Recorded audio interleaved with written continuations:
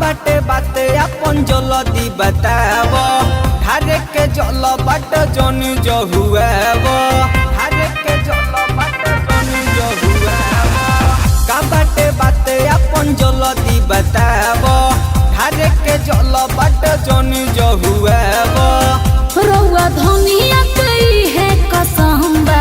अच्छा हमरा वो है पहने के खाली मन बा देवा घर के संग बोला पसंद बा। हमरा वो है पहने के खाली मन बा देवा घर के संग बोला पसंद बा।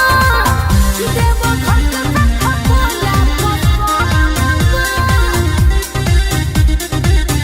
हमरा वो है पहने के खाली मन बा देवा घर के संग बोला पसंद बा। सोनिए पियाई है बाटे फरमाइश रउआ ही कनिया के है हचवाई अरे किंदिना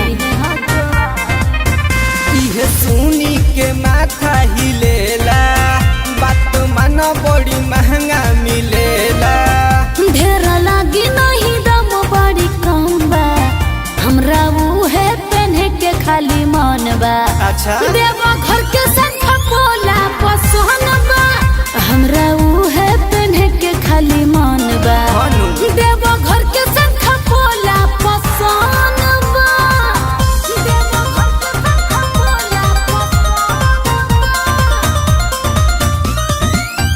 हमरा वो है पहने के खाली मन बा देवा घर के संग बोला पसंद बा। सुनले बानी पारा शादी हो नामी पेन्हम तो पिया कुछ होई नहानी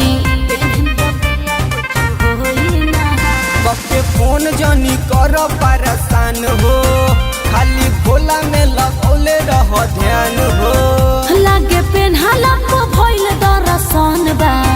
हमरा वो है पेन्हे के खाली मन बा देवा घर के संग बोला पसंद बा।